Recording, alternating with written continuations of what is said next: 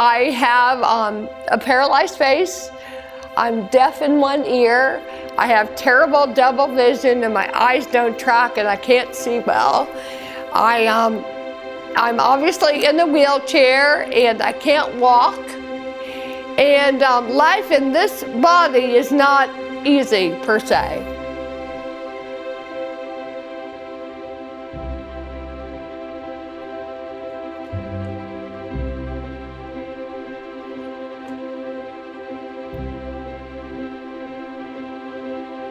So I went to Stanford University in Birmingham, Alabama, which is a wonderful Christian school in the deep South, and I loved it. And I met my future husband there, and we got married shortly after graduating and decided to just pack up and have this crazy adventure in California. From Alabama, that doesn't happen too much.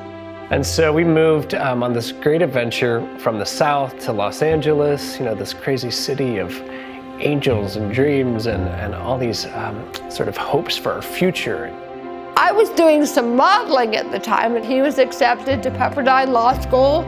And so we moved. We went 2,500 miles to the other coast and began our lives.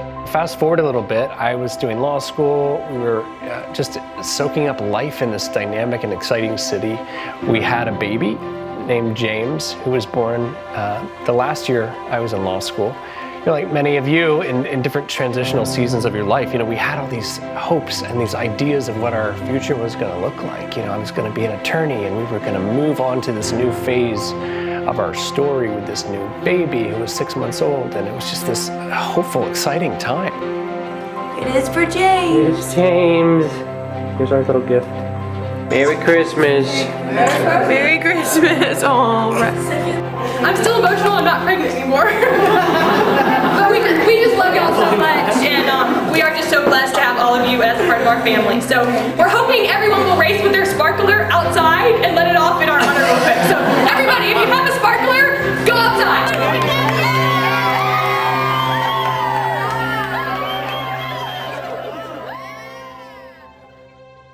It was just a totally normal day. I had my sweet baby in the next room napping, and I hit the ground.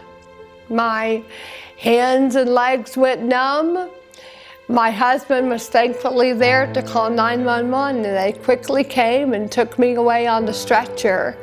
I was born with a little defect in my brain called an AVM, an arterial venous malformation. And sometimes they rupture, they blow up, and mine did. It felt like everything was falling apart.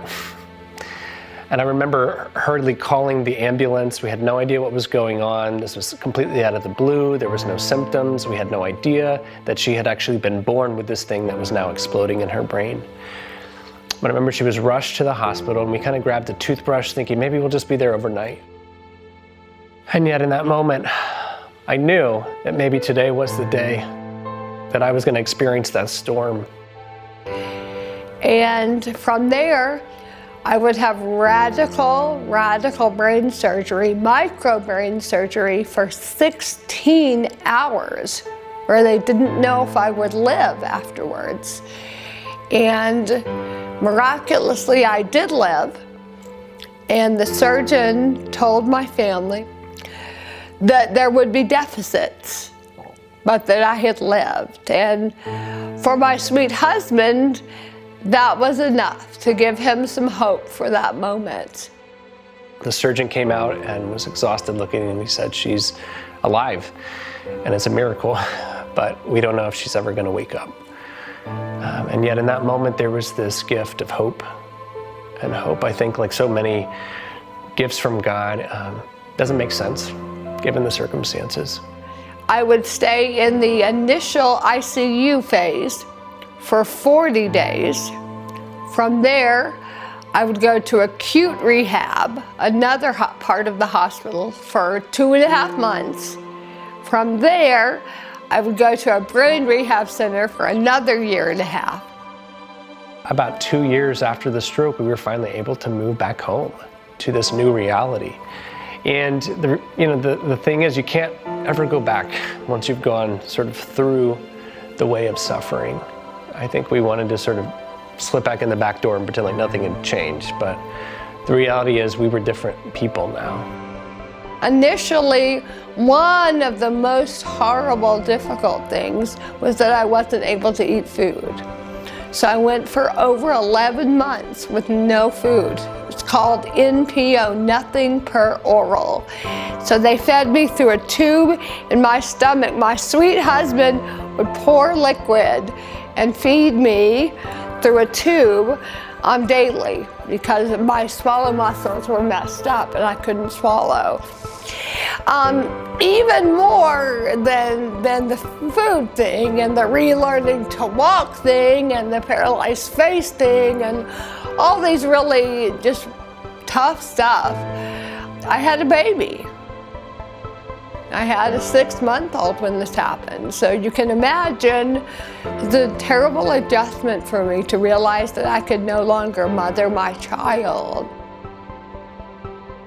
It was sort of this wilderness period, it felt like, and God was saying, hold on. Just because I'm silent doesn't mean I'm not here. Doesn't mean I've abandoned you. Keep persevering, keep leaning in to this journey that I'm taking you on. Katherine is still here for a reason.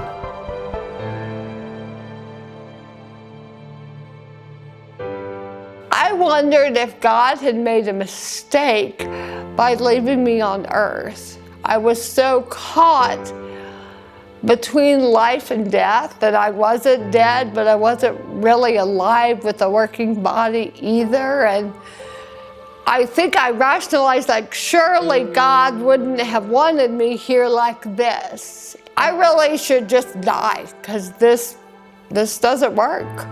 I don't want to do life like this. And God really spoke into that moment of despair. Through the awakening of the scriptures that I'd known since I was a small child, I, above all, knew that Ephesians 4:1 is true.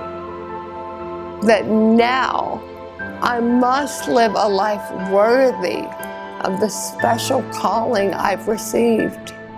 I had to be about what does it look like to suffer potentially lifelong well? How can I re-narrate the lie that only truly the best looking and the wealthy and the put together and the perfect able-bodied person is the only acceptable standard? All of us have suffered. All of us have had terrible, hard things, or if we haven't yet, we will. What I have been able to do that is so critical for all of us is to adjust after whatever trauma we've gone through. And not just to be resilient and get back to the baseline, but to really grow from the horrible things that happen to us and really choose to cling to Jesus in them and to show this messed up world what it means to be about the tough stuff. To suffer well, to wait well, to hope well. We're on the journey with you, friends. No matter what pain God has allowed in your life, no matter what joys He's allowed in your life, He's calling you to give those away to people who need it, and in the giving, that people would know the God of all comfort and the God of all hope. I am healed. And that sounds crazy because look at me. No, I'm not. Well, physically, maybe not, but thankfully we are not just dealing in the physical situation. There's so much more at work here. 2 Corinthians 4 talks about that we do not lose heart, though outwardly we're wasting away. Inwardly we are being renewed day after day, for our light and momentary trials are achieving for us a glory that cannot be revealed. Therefore, we fix our eyes not on what is seen, but on what is unseen. Because what is seen is temporary, but what is unseen is eternal. And that's the journey that we've been on. A journey of of not just sort of taking this comfort and this hope for ourselves so that we feel better about our lives and we feel comforted, but actually being sort of this conduit, this vessel for hope. That's something so precious that we want to give it away to a world that is full of despair, that is in so much need and in so much pain, and say that there's hope. This isn't the end of the story, and that at the end of the story is that Christ has overcome, that we can found our lives on something that is transcendent no matter the storms that come.